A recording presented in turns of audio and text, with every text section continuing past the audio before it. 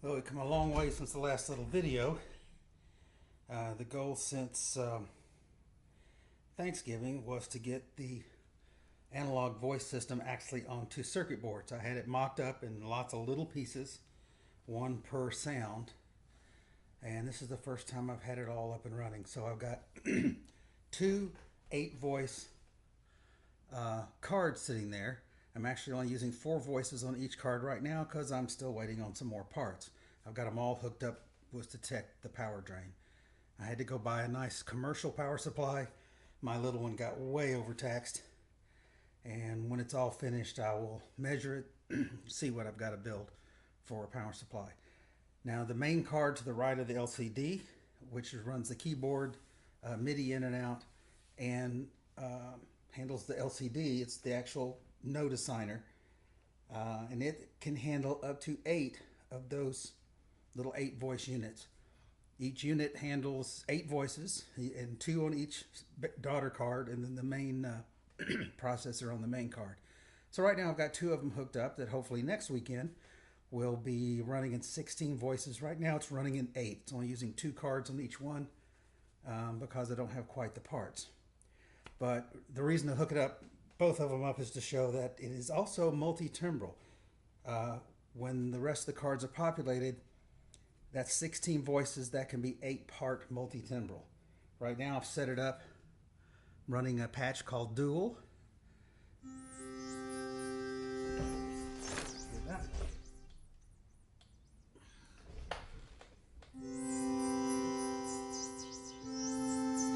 And you hear a kind of simple tone, and also that res tone in the background. I can only do that one on a dual patch because this is round 2 of some of the circuit boards, which actually fixed the res, so it's now working. So only those boards can use the res. If I try it on this board, it just screams.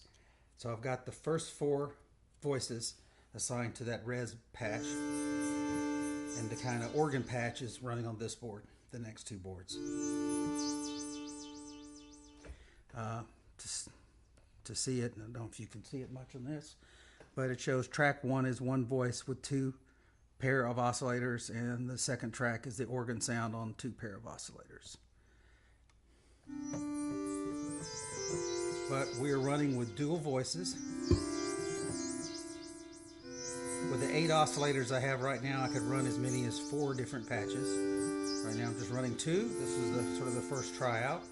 That's why they're real different. One has that envelope and LFO altered frequency to make it squeak so you can hear it in the background, and then kind of an organ sound.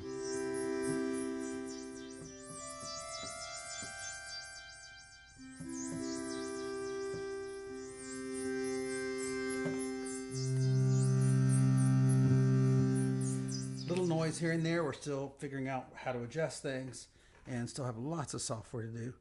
You're going to hear a very loud noise probably as it switches to just this organ. That's going to switch it to single mode, 8-voice polyphonic. And so now I've got 8 notes.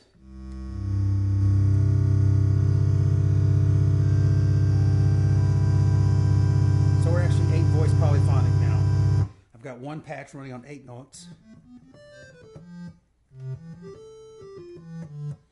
That's strange.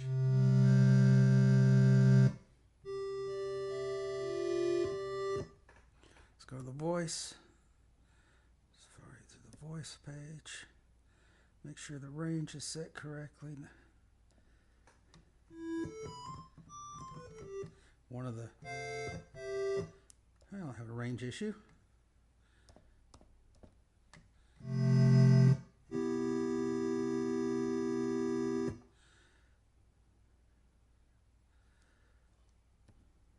Pull the other one up, turn off the, see, there we go. That's what happens to the res on the the old boards. First board had a problem with the pulse width and the res. I had to turn around, make changes, and set off another set of boards. So let's turn the res all the way down.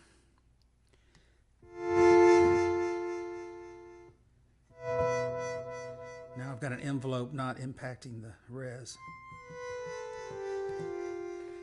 One of the hardest things was get it to, once this thing assigns a note and then tells it to turn off, to leave it alone, and so the notes would ring. So you got.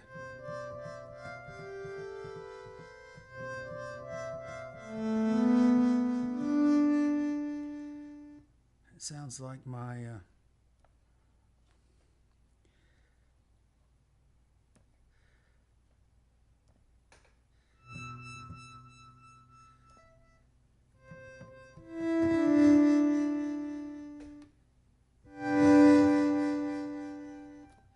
Way too loud.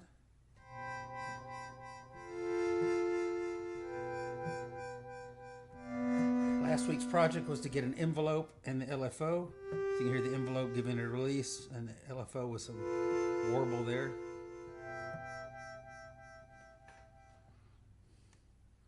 It's playing the saw, sub, and triangle waves together.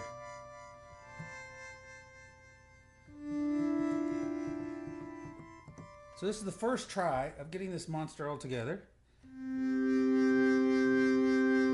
with envelopes, LFOs, and 8-voice polyphonic. Next step is to get the rest of the parts in, get it up at 16 so I could have 2 voices, 8 voices each to layer, or 4 voices at 4 oscillators each. Also trying some new caps. I've learned the hard way why everybody keeps complaining about slow envelopes. It's the sample and holds that hold all the control lines. They don't actually change sometimes that fast. So the chips I have in here make for a rather slow transition. It's hard to get a sharp attack.